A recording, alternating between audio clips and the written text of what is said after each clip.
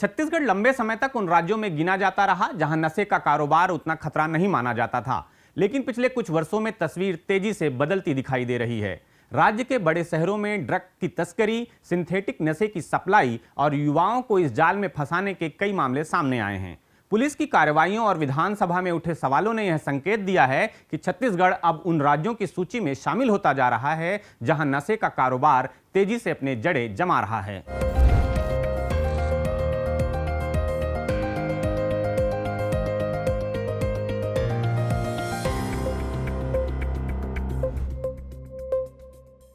जरूरी बात में आपका स्वागत है। मैं प्रफुल्ल ठाकुर हूं और आप देख रहे हैं सीजी खबर। छत्तीसगढ़ के रायपुर, दुर्ग, भिलाई, बिलासपुर और जगदलपुर जैसे शहरों में ड्रग्स से जुड़े मामलों की संख्या लगातार बढ़ रही है। सरकारी आंकड़ों के अनुसार पिछले 2 वर्षों में राज्य में ड्रग्स से जुड़े 1000 से अधिक मामले दर्ज किए गए और 2000 से ज्यादा लोगों को गिरफ्तार किया गया।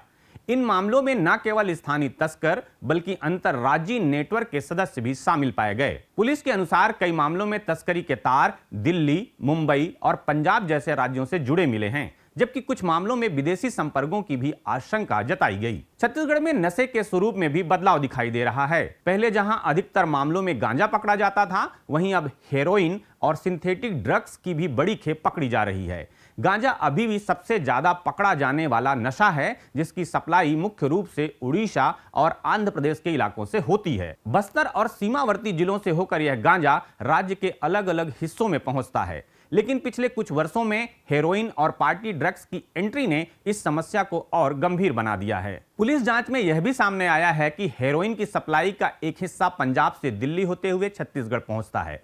वहां से छोटे छोटे नेटवर्क के जरिए यह नशा अलग अलग राज्यों तक पहुंचाया जाता है और छत्तीसगढ़ भी अब इस रूट का हिस्सा बन गया है। इसके अलावा मुंबई और दिल्ली से सिंथेटिक ड्रग्स की खेप भी राज्य के बड़े शहरों में भेजी जा रही है। इन ड्रग्स में एमडीएम, एक्सटेसी और एलएसडी जैसे पार्टी ड्रग्स शामिल हैं, जो खास तौर पर युवाओं के बीच लोकप्रिय माने जाते हैं।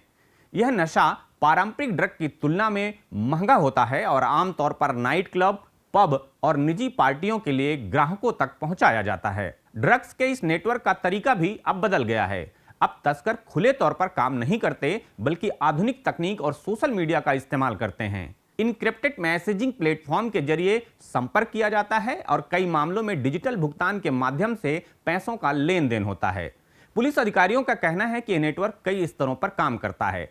सबसे ऊपर अंतर्राष्ट्रीय और अंतर्राज्यीय सप्लायर होते हैं, जो ड्रग्स की बड़ी खेप उपलब्ध कराते हैं। इसके बाद स्थानीय एजेंट होते हैं, जो शहरों में ग्राहकों तक नशा पहुंचाते हैं।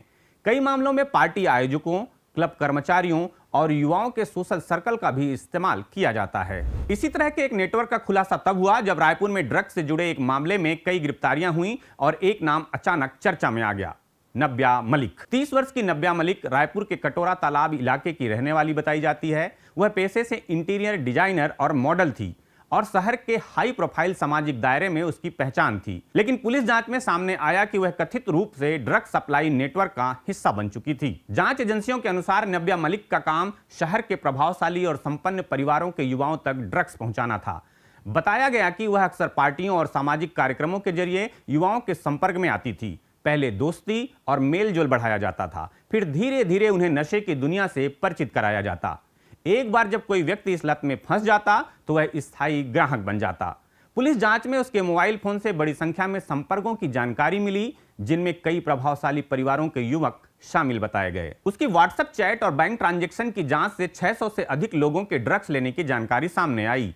जांच के दौरान उसका संबंध एक शराब कारोबारी के बेटे से भी सामने आया और पुलिस की पूछताछ में उसने इस बात को स्वीकार भी किया। सितंबर 2025 में पुलिस ने नब्या मलिक को मुंबई से गिरफ्तार किया। उसके बाद हुई पूछताछ और जांच के दौरान रायपुर और आसपास के क्षेत्रों में ड्रग नेटवर्क के जुड़े कई और लोगों की गिरफ्तारी हुई। इस कार्यवाही में कुल मिलाकर 50 से अधिक लोगों को पकड़ा गया, जिनमें कुछ आरोपी पंजाब से भी जुड़े बताए गए। पुलिस का दावा था कि यह नेटवर्क रायपुर के पार्टी सर्किट में सक्रिय था और सिंथेटिक ड्रग्स की सप्लाई कर रहा था। नब्या मलिक का मामला केवल एक आपराधिक जांच का विषय नहीं रहा, बल्कि जल्द ही राज्य की राजनीति में भी चर्चा का मुद्दा बन गया। विधानसभा के बजट सत्र के दौरान सरकार की ओर से बताया गया कि पिछले 1 वर्ष में अंतर्राज्यीय ड्रग्स तस्करों की एक सूची तैयार की गई है, जिसमें 200 से अधिक आरोपियों के नाम शामिल हैं। लेकिन जब यह सूची सामने आई तो उसमें नब्या मलिक का नाम नहीं था। इसी बात को लेकर विपक्ष ने सवाल उठाए। पूर्व मुख्यमंत्री भूपेश बघेल ने विधानसभा में इस मुद्दे को उठाते हुए सरकार से पूछा कि इतने चर्चित मामले की मुख्य आरोपी का नाम सूची में क्यों नहीं है। उन्होंने यह भी सवाल किया कि उसके विदेशी संपर्कों और संभावित अंतर्राष्ट्रीय नेटवर्क की जांच किस स्तर तक पहुंची है। उनके अनुसार इस मामले में कई ऐसे पहलू हैं जिनकी पूरी सच्चाई सामने आना अभी बाकी है। सरकार की ओर से जवाब देते हुए गृह मंत्री विजय शर्मा ने कहा कि राज्य में ड्रग्स नेटवर्क के खिलाफ लगातार कार्रवाई की जा रही है।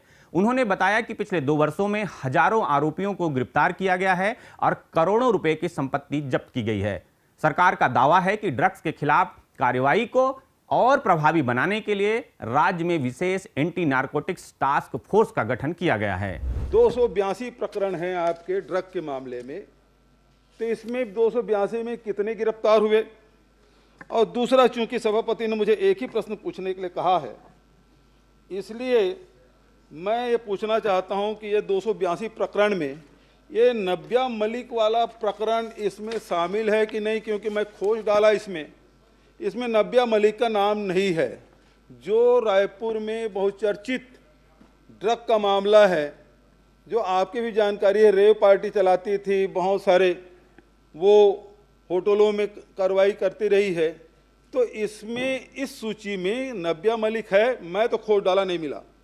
और ये नब्या मलिक कौन है और ये सूची में क्यों नहीं है, इसका विदेश से क्या कनेक्शन है, क्योंकि एक ही बार प्रश्न पूछने के लिए कहा गया मुझे, और इसलिए वो कितने बार विदेश गई और विदेश गई तो किसके किसके साथ गई, इसका एक साथ उत्तर दे दीजिए मंत्री जी। मैं पहला प्रश्न, आपने कहा कि गा के संदर्भ में कि हत्या, लूट और घर बता दीजिए। मैं दोनों ही बता देता हूं, थोड़ा 2 मिनट लग जाएगा, माननीय सभापति महोदय दयालु है। इन 282 प्रकरणों में कुल कितने हैं, गिरफ्तार कितने हुए, चालान कितने हुए, आदि आदि। तो 282 प्रकरण हैं, इसमें चालान 206 में पुटअप हो गया है, कुल आरोपी 705 हैं और गिरफ्तार उसमें 662 है। माननीय सभापति महोदय, एक विशेष नाम जो आपने लिया, मैं ऐसे विशेष किसी नाम पर ध्यान देकर नहीं कर पाया हूं माननीय सभापति महोदय, परंतु करना जरूर है, ये बिल्कुल मैं आपसे कहता हूं। वो जो नाम आपने लिया, कोई मलिक है, वो मलिक के संदर्भ में भी पूरा जानकारी मैं उपलब्ध करा दूंगा। मैं खुद भी कोशिश करके करूंगा उसको, माननीय मंत्री अगर कुछ जानकारी हो तो। सभापति महोदय, चूंकि मैंने अध्ययन किया, इसमें नब्या मलिक का नाम नहीं है, और जबकि पूरे मीडिया में वो रंगा पड़ा है, पूरा उसके नाम बहुचर्चित है।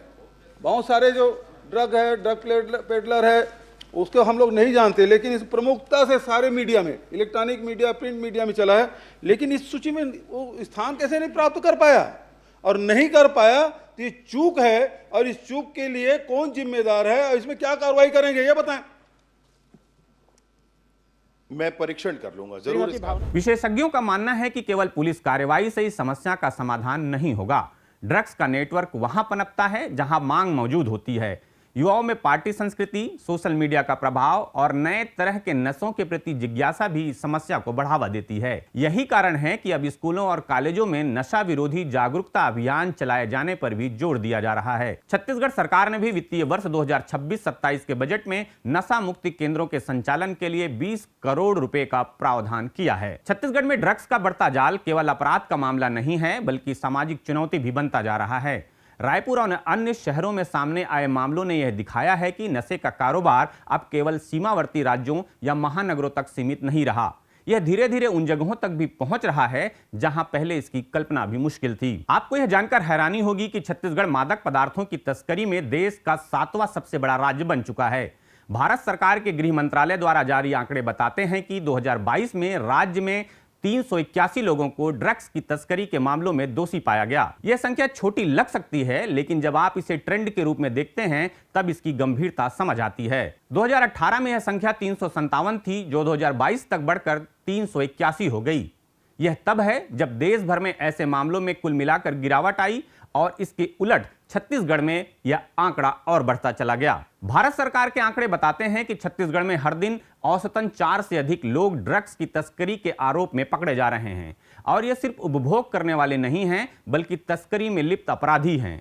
यह तथ्य अपने आप में बताता है कि नशे का कारोबार अब व्यक्तिगत लत नहीं, बल्कि संगठित अपराध की शक्ल ले चुका है। नब्या मलिक का मामला इस पूरे परिदृश्य की एक झलक भर है। यह कहानी केवल एक व्यक्ति या एक गिरोह की नहीं, बल्कि उस बदलते सामाजिक माहौल की भी है जिसमें नशे का नेटवर्क अपनी जगह बना रहा है। कई बार इसमें ऐसे लोग भी शामिल पाए जाते हैं जिनकी सामाजिक पहचान सामान्य या सम्मानजनक मानी जाती है, और यही इस समस्या को और जटिल बना देता है। ड्रग्स का सबसे बड़ा खतरा युवाओं के लिए होता है। कॉलेज और विश्वविद्यालयों में पढ़ने वाले छात्र अक्सर जिज्ञासा, दबाव या दिखावे के लालच में इस जाल में फंस जाते हैं। शुरुआत में यह केवल प्रयोग के रूप में होता है, लेकिन धीरे धीरे यह लत बन जाती है। नशे की लत व्यक्ति के स्वास्थ्य को ही नहीं, बल्कि उसके परिवार और उसके सामाजिक जीवन को भी प्रभावित करती है। कई मामलों में नशे के कारण अपराध, हिंसा और मानसिक स्वास्थ्य समस्याएं भी बढ़ जाती हैं। छत्तीसगढ़ के सामने आज यही सबसे बड़ी चुनौती है कि वह इस समस्या को समय रहते पहचान कर उससे निपटे। ड्रग्स के खिलाफ लड़ाई केवल पुलिस या सरकार की जिम्मेदारी नहीं हो सकती। इसके लिए समाज, परिवार, शैक्षणिक संस्थानों की भूमिका भी जरूरी है। लेकिन यह भी उतना ही सच है कि अगर सरकार और प्रशासन की सतर्कता मजबूत ना हो तो ऐसे नेटवर्क आसानी से पनप जाते हैं। आज छत्तीसगढ़ में ड्रग्स का मुद्दा केवल सड़कों या पुलिस फाइलों तक सीमित नहीं रहा, यह विधानसभा में उठ रहा है, राजनीतिक बहस का विषय बन रहा है और समाज में चिंता पैदा कर रहा है। यह संकेत है कि समस्या अब सतह पर आ चुकी है। नशे का कारोबार किसी भी समाज को भीतर से कमजोर कर देता है। जब युवाओं की ऊर्जा और भविष्य इस जाल में फंसने लगते हैं तो उनका असर केवल व्यक्तिगत जीवन तक सीमित नहीं रहता, बल्कि पूरे समाज पर पड़ता है। छत्तीसगढ़ आज ऐसे ही एक मोड़ पर खड़ा दिखाई देता है जहां उसे तय करना है कि वह इस खतरे का सामना कितनी गंभीरता से करता है। अगर समय रहते मजबूत कदम नहीं उठाए गए तो आने वाले वर्षों में सवाल केवल यह नहीं रहेगा कि ड्रग्स कहां से आए, बल्कि यह भी पूछा जाएगा कि उन्हें रोकने में इतनी देर क्यों हुई। जरूरी बात में फिर किसी बात पर होगी बात। नमस्कार।